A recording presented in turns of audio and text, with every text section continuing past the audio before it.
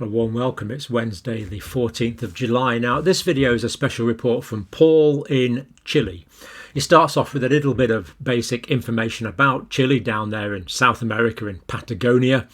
And then after about 2 minutes, he goes and gives us information about the pandemic. So I found a very interesting view. If you're interested in South America, do stay around for this video. And thank you very much for sending it in, Paul. We do appreciate it.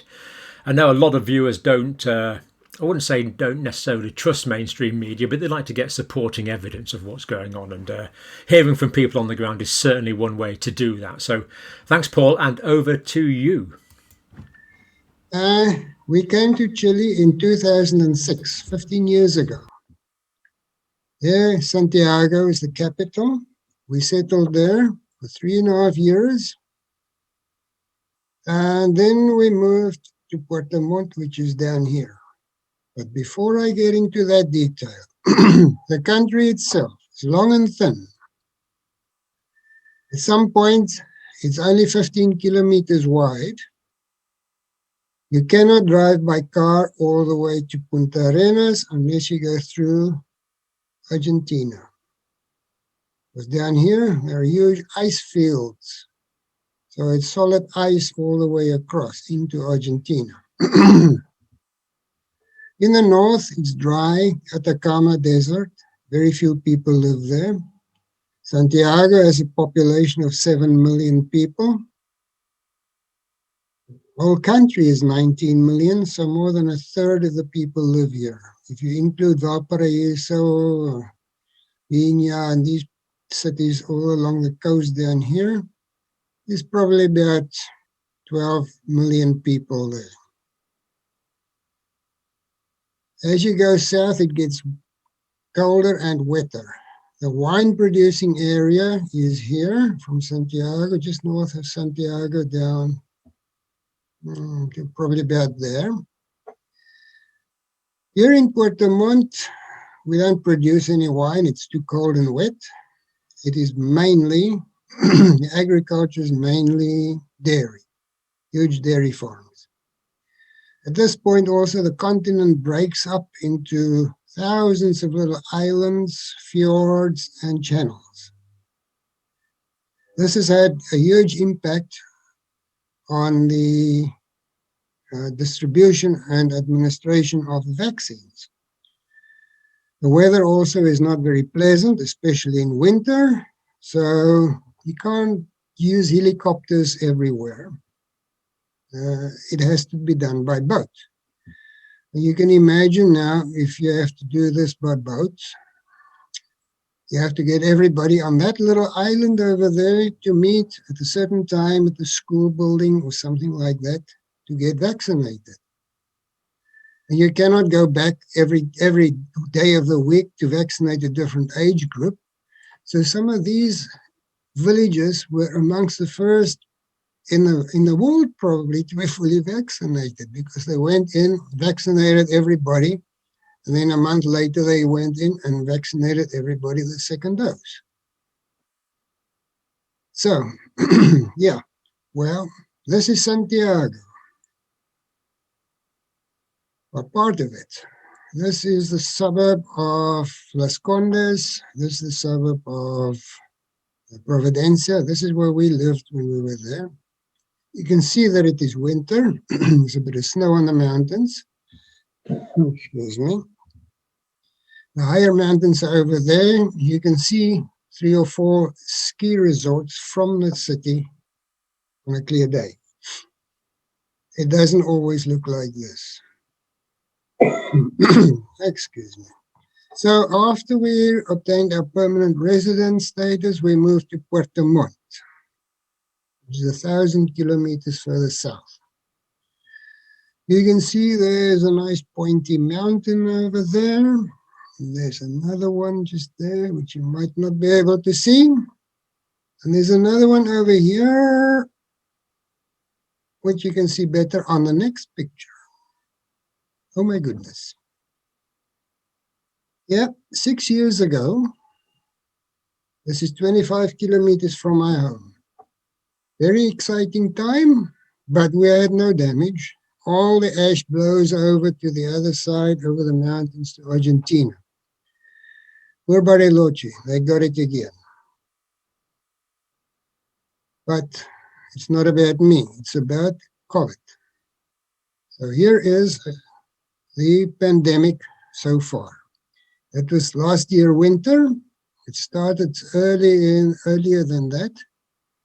Middle of March, we shut down schools, everything. We did online classes at the university all year long, and we're still doing that. So that is winter. It never came down, never really. And this is the result of liberalizing the restrictions over Christmas, and then some more during the holiday season, which is February. So in March, we had some increases. And at that time also, the Brazilian variant arrived. I don't know what it's called in Greek. And we had a shutdown, quarantine, strict quarantine, and the numbers came down, and then we relaxed a bit, and the numbers went up, and we were shut down again. And now the numbers are nicely down. So we have this plan. It's called paso a paso, step by step, which we plan to get out of this mess. Now, part of this is the four-step plan. First, if you are in quarantine, it's very strict. You're allowed 2 passes you can apply it's online from the police to get a pass, a permit, to go out to do shopping, things like that. It's for 2 hours. You get 2 per week. So I use one to go shopping, say on a Wednesday. My wife will use hers to take the dog walking. And if I have nothing else to do, I'd use my second one Sunday or so before the next week starts, also for the dog. Now, if the numbers of active cases, if they decrease, the government will announce that these areas will now go into the next phase or next step, which is slightly less restrictive. We have just gone from this to this last week. Now, in all cases, there is a toque de queda, a curfew at night. And it's from either 12 o'clock or 10 o'clock till 5 o'clock the following morning. Now, here's the rub. It is from 12 o'clock in regions where more than 80% of the objective population have been vaccinated, and the number of active cases are less than 150. If not, the curfew is from 10 o'clock. Now, my region is about 75% vaccinated, but we have about 850 cases. So, yeah, too bad. No chance of later curfews, which would be nice for the restaurant industry, of course.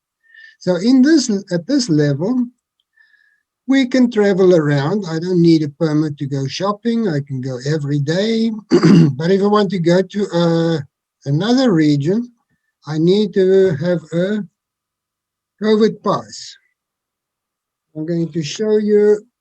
Maybe I should stop sharing just for a moment. You can see this is what they look like. You can download it on your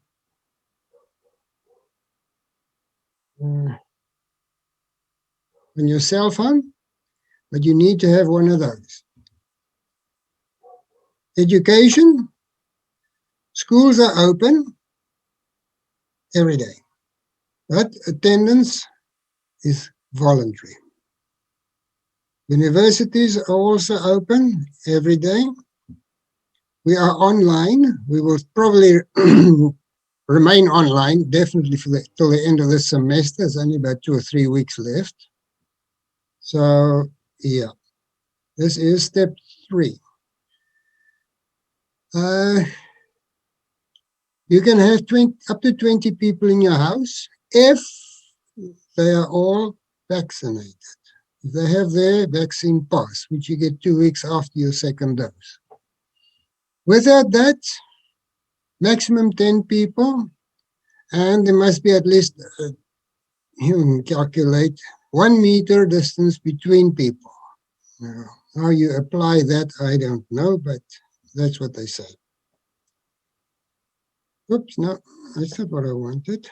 I want to still be here.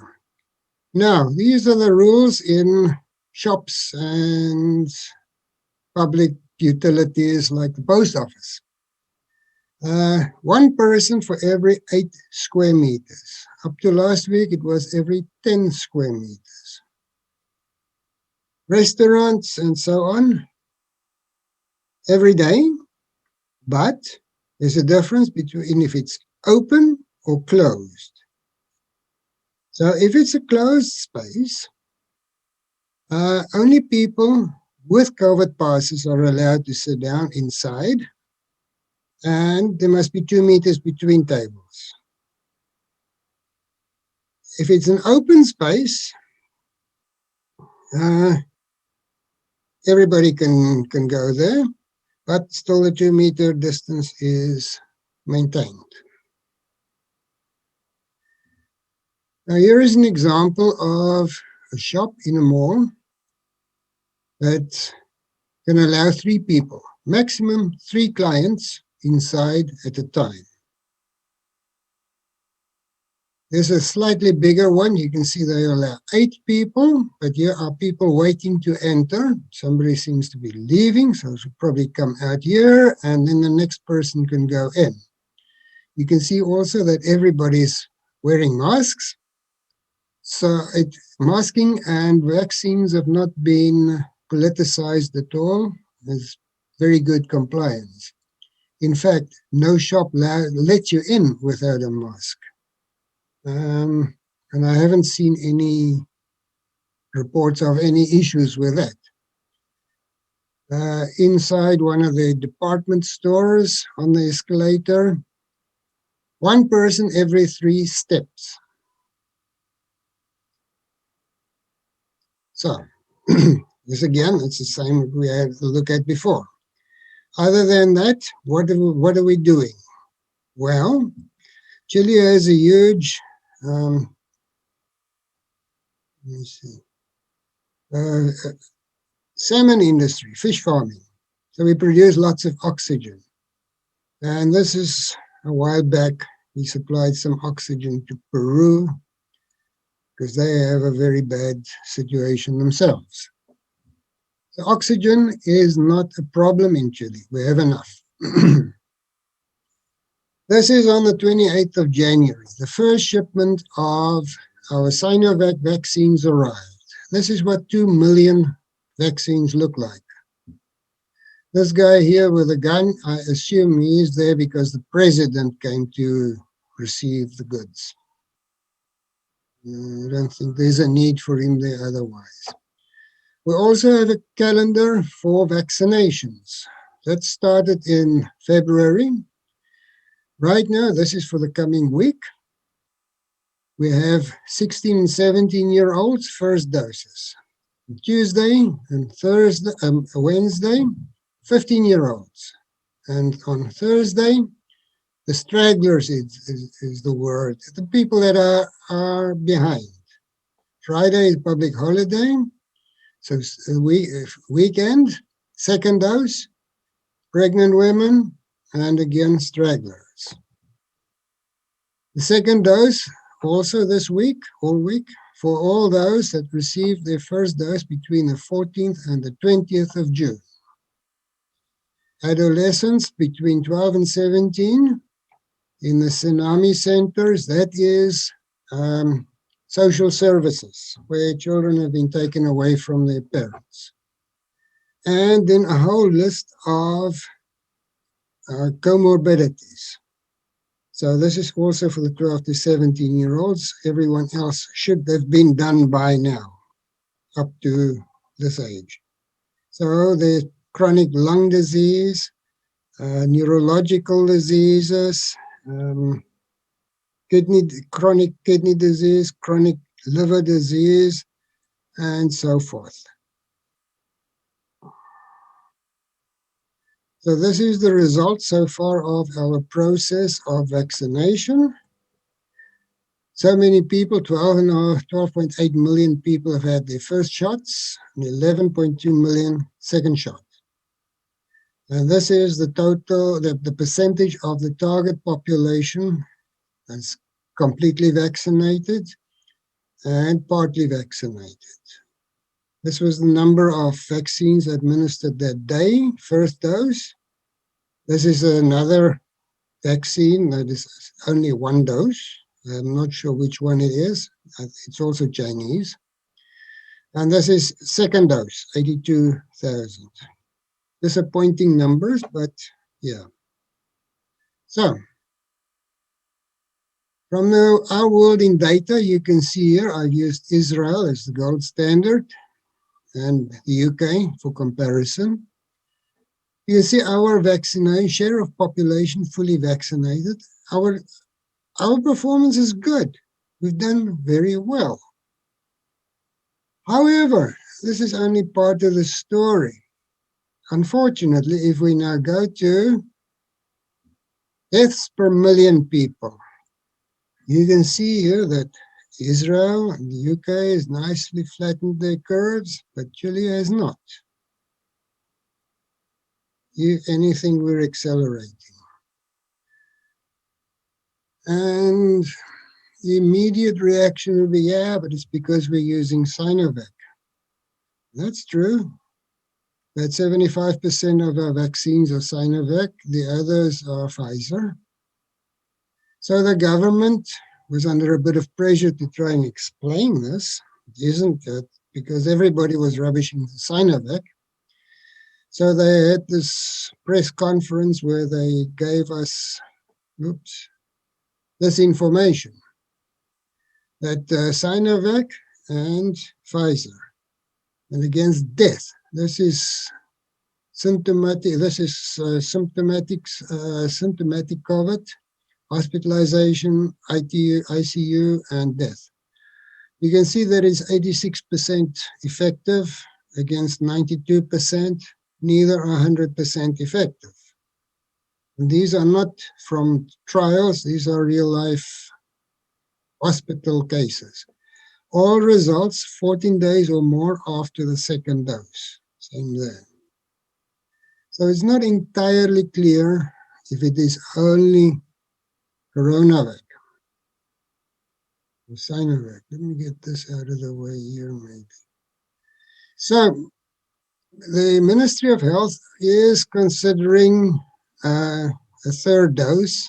It's pretty certain that we will have it in September, beginning in September, because it shows that the vaccinated begin losing immunity after about 6 months. This is mostly in elderly patients, those over 80, but I don't think they will just administer a third dose to them. I think we'll all get a third dose. Now, it is not just in Chile that there are problems. In Israel, the Israeli Health Ministry is considering a third shot and new restrictions because of this new virus or new variant. Here are some. The Pfizer corona vaccine has dropped to 64% effectiveness in preventing infections amid the spread of the Delta variant in Israel, said the health minister. Okay. In addition to booster shot, health officials are also mulling whether to revive some pandemic restrictions, most of which were lifted in March, as bringing back its coronavirus passport system. Now, foreign travel could also face additional testing and quarantine protocols in the coming weeks, though the health ministry has yet to make a decision. Now, where have we heard that before? Oh, yes, in Chile. Some months ago, Brazil had their own virus, their own strain, the Brazilian strain. I don't know what it is in the Greek language. And we had no control, no restrictions on flying in and out of Sao Paulo. I think there was 7 or 8 flights a day from Santiago, until, of course, the Brazilian variant was the dominant variant in Chile. And they closed the airport. Great. Yeah. Didn't Britain have the same thing? The Indian variant, just when it was nicely established, they started bringing in restrictions. Horses and stable doors, there was something about that, I think. Yeah. Now, the future. Should we or shouldn't we? Sure. I should rather say, should you or shouldn't you? Yeah, I don't know. Dr. Campbell, you did not sound too keen on this opening on the 19th. I wonder. If this red line stays down there, well, maybe. But if it starts trending up dramatically, I predict that you will have a new prime minister by Christmas. We can always go back up into quarantine, and I suspect that if a new strain is more virulent and more serious here, we will go back up. I have no doubt about it. We will. So, no Freedom Day for Chile yet. Now, I hope that has helped you a little bit understand where we are, what's happening here. If anyone has any questions, Dr. Campbell, if they post comments on your site, on your videos, I will respond. Thank you for your time. I'm just going to finish off by showing you 3 slides of our beautiful country. So I say goodbye and thanks for the opportunity. And again, thank you very much for your efforts over the year and a half, in keeping us alive. This is the volcano Yate and the river Puelo. And my favorite volcano, Puntiagudo. So I bid you goodbye. Thank you very much. It really makes you want to go, doesn't it, when you see that kind of scenery? I'd love to take a walk in those mountains, maybe a bit of mountain biking or something like that. That would be great. Paul, thank you very much for that useful insight into what's going on in Chile. Largely consistent, I think, with what we've been getting from the mainstream media, which is encouraging. And we wish you and the country well. So thank you for watching. And don't forget, Paul says if you post questions, he will answer them in the comments on this video. So thank you for watching.